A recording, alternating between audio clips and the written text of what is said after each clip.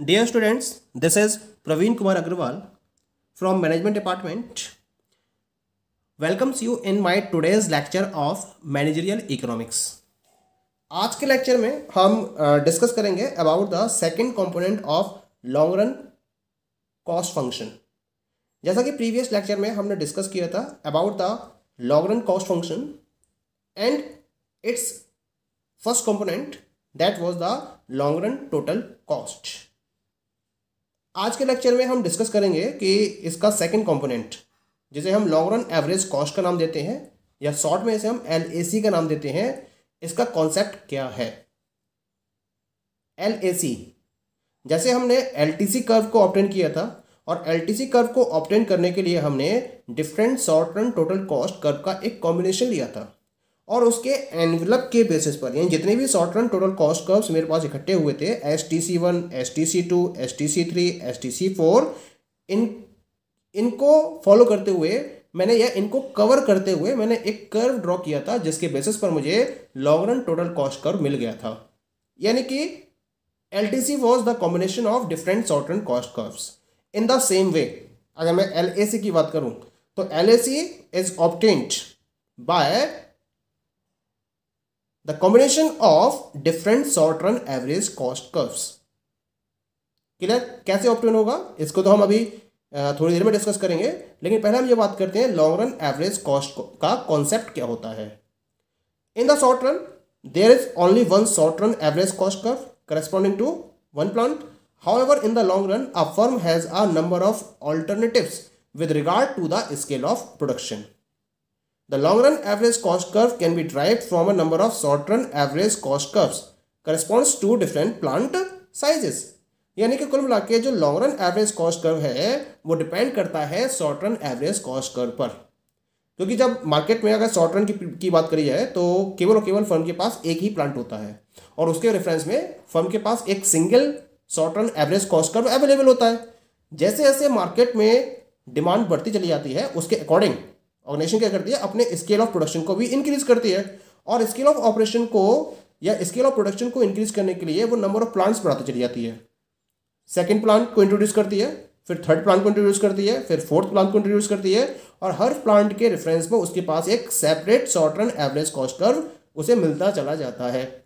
अब अगर हम इन short run average cost curve को प्रॉपरली कंबाइन कर दें तो इनके कॉम्बिनेशन से हमें क्या मिलेगा, we will get the long run average cost curves. इसके लिए हम सपोज करते हैं कि फर्म के पास 3 प्लांट्स अवेलेबल हैं। For plant 1 the short run average cost is denoted bye SAC1, for plant 2 it is denoted bye SAC2 and for plant 3 it is denoted bye SAC3। Okay, now इसके according हम एक LAC curve को obtain कर सकते हैं और इसको obtain करने के लिए हम ये कर्व को समझ सकते हैं। क्या है ये curve? Here you are looking the curve. In this curve on the x axis I have taken output and on the y axis SAC and LAC। This is the short run average cost curve for the plant 1 जिसे मैंने SAC1 से denote किया है। This is for plant 2 SAC2, this is for plant 3 SAC3। ठीक है, मैंने 3 plant ही suppose करे यहाँ पर। अब मैंने क्या करा, क्योंकि short run average cost curve क्या होता है, ये यू शेप्ड होता है, ये हम शॉर्ट रन कॉस्ट फंक्शंस में इसको स्टडी कर चुके हैं। अब क्या करेंगे, इन तीनों कर्व को कवर करते हुए मैंने एक कर्व ड्रॉ करा जो इन तीनों कर्व्स को SAC1 को A पॉइंट पर, SAC2 को B पॉइंट पर और SAC3 कर्व को C पॉइंट पर टच करते हुए आगे बढ़ रहा है। तो इस कर्व को हम बोलते हैं LAC यानी कि long run average cost curve. तो बहुत सिंपल है, long run average cost curve को डिटरमाइन करना दैट इज वेरी इजी। यानी कि आपके पास जो short run average cost curve है इसको इन सारे कर्व्स को एक साथ कवर करते हुए आपको एक कर्व ड्रॉ करना है और जो कर्व इन short run average cost curves को कवर करते हुए ड्रॉ किया जाता है या जो इनके ऊपर एनवेलप होता है उसको हम long run average cost curve या LAC का नाम देते हैं, क्योंकि ये क्या कर रहा है, ये short run average cost curves को कवर कर रहा है, उनके एनवेलप की तरह काम कर रहा है। इसी वजह से हम इस पर्टिकुलर कर्व को एनवेलप कर्व का भी नाम देते हैं।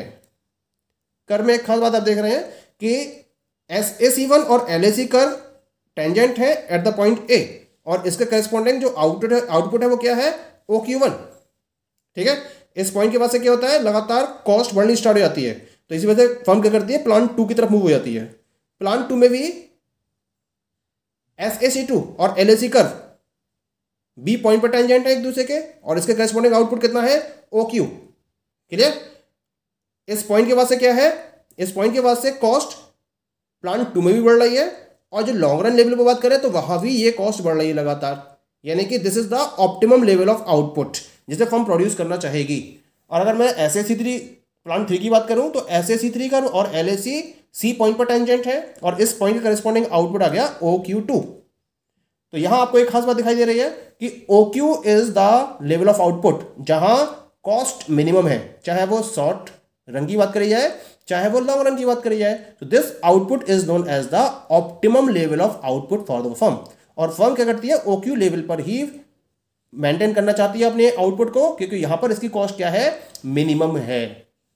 तो that is clear.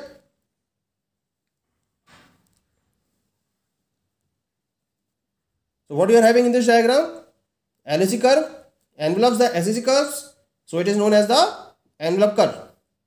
Okay, and LAC curve is tangent to the whole set of SAC curve, SAC1, SAC2 and SAC3 relevant for different plant sizes।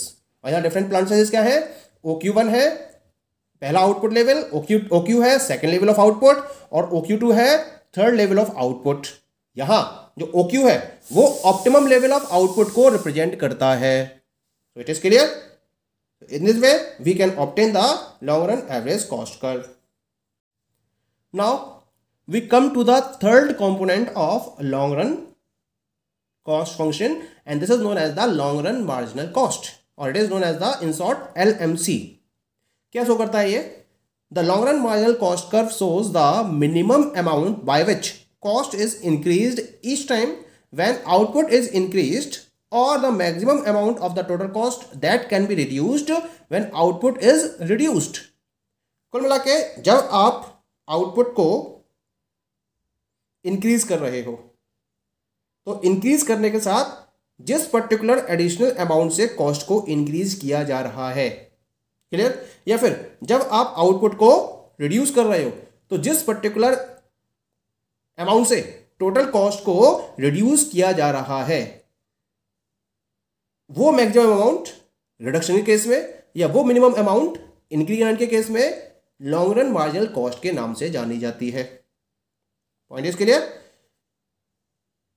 When we are talking about the LMC, then it is derived from the short run marginal cost curves by considering the points of intersection of short run marginal cost curves with the vertical lines drawn from the points of tangency of corresponding SAC and LAC curves to the x-axis। LMC curve को drive करने का क्या तरीका है, इसके लिए हम short run marginal cost curves को कंसीडर करते हैं और उनके इंटरसेक्शन पॉइंट्स को कंसीडर करते हैं जो वर्टिकल लाइन से फॉलो किए जाते हैं from the point of tangency of SAC and LAC curves to the x-axis। थोड़ा समझना मुश्किल हो रहा होगा इसको, है ना, ठीक है, लेकिन ग्राफ से जब हम इसको फॉलो करेंगे तो आप इसको क्लियरली समझ सकते हैं। कुल मिला के हमें LMC में भी SMC कर्व्स की रिक्वायरमेंट होगी, जैसे कि LAC और LTC कर्व को हमने डिटरमाइन किया था। तो long run marginal cost curve के लिए हम सपोज करते हैं 3 short run marginal cost curve से SMC1, SMC2 और SMC3। अब क्योंकि जो मार्जिनल कॉस्ट है वो एवरेज कॉस्ट के बेसिस पर डिफाइन किया जाता है, तो इसी वजह से जब हम लॉन्ग रन मार्जिनल कॉस्ट को डिटरमाइन करना होगा तो उसके लिए पहले हमें लॉन्ग रन एवरेज कॉस्ट को डिफाइन करना होगा। ठीक है, तो यहाँ एक डायग्राम, थोड़ा सा कॉम्प्लेक्स डायग्राम आपको दिखाई दे रहा है। You are having this diagram, इसको हम बहुत आसानी से समझ सकते हैं। What you are having in the diagram,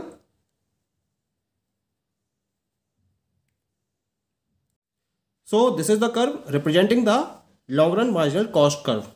कैसे ऑब्टेन करेंगे इसके लिए, सबसे पहले हमें इसके लिए long run average cost curve को ड्रॉ करना पड़ेगा। तो हमने यहाँ पर short run average cost curve SAC1 को कंसीडर किया, short run average cost curve ऐसे C2 कंसीडर किया और short run average cost curve ऐसे C3 को कंसीडर किया। ठीक है, अब इन तीनों short run average cost curve को कवर करते हुए मैंने long run average cost curve को ड्रॉ किया है from the black pen. Clear? तो this is the LAC curve. ये LAC कर्व SAC1 को A पॉइंट पर, SAC2 को E पॉइंट पर और SAC3 कर्व को C पॉइंट पर टच कर रहा है या इन पॉइंट पर ये टेंजेंट है। क्लियर? अब हम बात करते हैं मार्जिनल कॉस्ट कर्व्स की। Short run average cost curve के करस्पॉन्डिंग मैंने इसका मार्जिनल कॉस्ट कर्व ड्रॉ किया। This is the dotted line से रिप्रेजेंट किया है SMC1 कर्व। ये SMC1 कर्व SAC1 के मिनिमम पॉइंट से इंटरसेक्ट होते हुए ऊपर की तरफ बढ़ेगा। ऐसे मैंने SMC2 कर्व को पॉइंट ड्रॉ किया है। SMC2 कर्व ये ऑटोमेटिकली मिनिमम पॉइंट है, तो इसी पॉइंट पर इंटरसेक्ट करते हुए ये आगे तक बढ़ जाएगा। और SAC3 कर्व का ये मिनिमम पॉइंट है, इस मिनिमम पॉइंट से इंटरसेक्ट करते हुए मैंने इसके करस्पॉन्डिंग SMC3 कर्व को ड्रॉ किया है। क्लियर? अब इस A पॉइंट के करस्पॉन्डिंग मैंने एक परपेंडिकुलर ड्रॉ करा। ये OQ1 लेवल ऑफ आउटपुट को रिप्रेजेंट करता है, जैसा कि हमने प्रीवियस कॉन्सेप्ट में भी डिस्कस किया था long run average cost curve के। इस E पॉइंट से एक परपेंडिकुलर ड्रॉ करा जो Q2 पॉइंट पर टच करता है एक्स एक्सिस को, और पॉइंट C से एक परपेंडिकुलर ड्रॉ करा जो एक्स एक्सिस को Q3 पॉइंट पर टच करता है। ठीक है, इस C पॉइंट को मैंने ऊपर तक इंक्रीज करा है जो इस SMC3 कर्व को D पॉइंट पर टच कर रहा है। ऐसे ही ये जो टेंजेंट है वो SMC2 कर्व को E पॉइंट पर टच कर रहा है, और ऐसे ही ये जो टेंजेंट है A पॉइंट से जो टेंजेंट मैंने ड्रॉ करा है ये SMC1 कर्व को B पॉइंट पर टच कर रहा है। यानी कि शॉर्ट रन मार्जिनल कॉस्ट को जो परपेंडिकुलर्स हैं वो तीन पर्टिकुलर पॉइंट्स पर इंटरसेक्ट कर रहे हैं। पहला पॉइंट है B, दूसरा पॉइंट है E और तीसरा पॉइंट है D। मैंने क्या करा, इन तीनों पॉइंट्स को मैच करते हुए मैंने एक कर्व ड्रॉ किया है। ये जो रेड लाइन से मैंने ड्रॉ किया है, this particular curve is known as the long run marginal cost curve. Point clear हो गया? ठीक है, B, E और D को फॉलो करते हुए जो कर्व आपको मिलता है that is known as the long run marginal cost curve. इस तरीके से आपको long run marginal cost curve मिल जाता है। ये है long run average cost curve LAC, और ये है LMC long run marginal cost curve. LAC और LMC का बिहेवियर वही है जो SAC और SMC का होता है। जिस तरीके से स्टार्टिंग में जब आउटपुट इंक्रीज करते चले जाते हैं तो जो LAC है वो LMC से क्या दिख रही है, आपको ज़्यादा दिख रही है। यही बिहेवियर SAC और SMC का था। SAC ज़्यादा होती है SMC से स्टार्टिंग में, फिर एक पर्टिकुलर पॉइंट पे दोनों एक दूसरे को इंटरसेक्ट करते हैं, यानी कि जो मिनिमम पॉइंट होता है SAC का, यहाँ भी LAC का ये मिनिमम पॉइंट है। यहाँ LAC और LMC क्या है, दोनों बराबर हैं। और इस पॉइंट के बाद जब हम आउटपुट और बढ़ाते हैं तो LMC में इंक्रीमेंट LAC के मुकाबले ज़्यादा है, यानी कि LMC is more than LAC। This is the same behaviour as of the SAC and SMC, and here we are having the level of output the same way is here OQ1 clear, OQ2 and OQ3, and OQ2 is the optimum level of output जिसको हर firm follow करना चाहेगी। Okay, so in this way we can define the long run marginal cost curve. Okay, thank you.